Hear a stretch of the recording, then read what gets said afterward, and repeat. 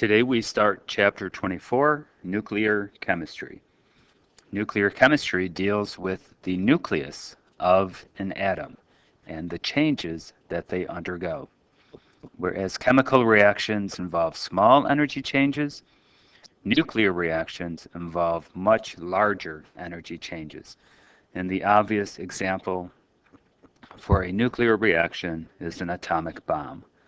So let's compare a chemical reaction, like the burning of a match, with a nuclear reaction, the explosion of a nuclear bomb.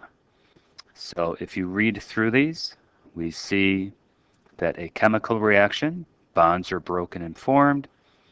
It involves the valence electrons, small energy changes. Atoms might gain, lose, or share electrons to form new substances, but the atoms themselves stay intact. Temperature, pressure, etc. will affect a chemical reaction. But a nuclear reaction involves the nucleus. So protons, neutrons, the electrons are considered to be beta particles in this unit. Large energy changes as atoms are converted from one type of atom to another.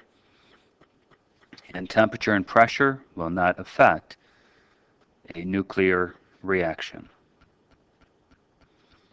Isotopes of atoms with unstable nuclei are called radioisotopes.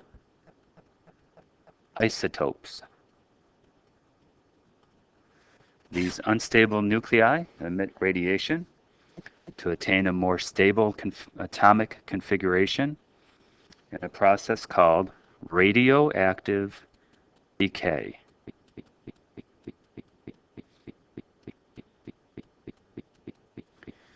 They then change into a different nuclei. This is known as transmutation. So Ernest Rutherford identified several types of radiation. Here is a schematic. So we see here is a positive plate. Well, a positive plate will affect or attract a negative charge. A negative plate will attract a positive charge. If you have no charge, then you will pass straight through. So based on this, he identified several types of radiation.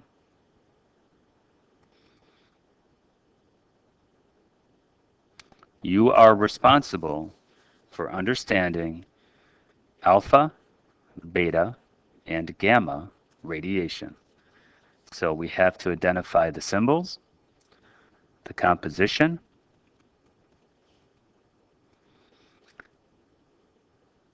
the charge and mass,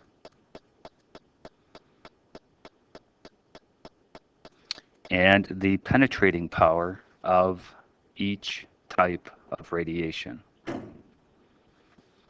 So an alpha particle has the symbol He with a mass of 4 and a charge of 2. A beta particle has a mass of 0 and a charge of -1, which is another way, this is another way of representing a beta particle. Gamma rays have no mass and no charge, so we just represent it with a symbol like this.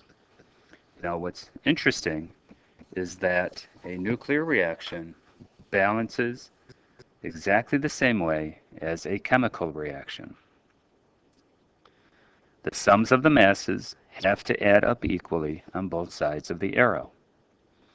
And the sums of the atomic numbers have to add up on both sides of the arrow. So if we look at number 1, here is the arrow. So we have to make sure the atomic mass is the same on both sides. So 14 on the left, 14 on the right, so the top number of the missing particle is a 0. 6 on the left, 7 on the right, so 7 plus what gives us 6, and that would be a -1. At this point, you need to open up to Table O. On Table O, we look for some kind of particle that has a 0 on the top and a -1 on the bottom. And we see that it is a beta particle.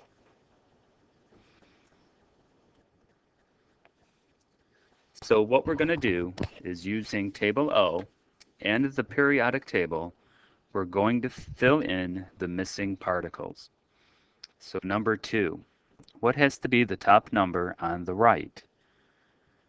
So 218, so we already have 4, so the top number has to be 214. The bottom has to add up to 84, we already have 2, so it has to be atomic number 82. Now this is an alpha particle from Table O. So we have to look up from the periodic table what the missing element is. So we look for atomic number 82, and we see that it is lead. So at this point, pause the video and go ahead and try and fill in 3 through 7.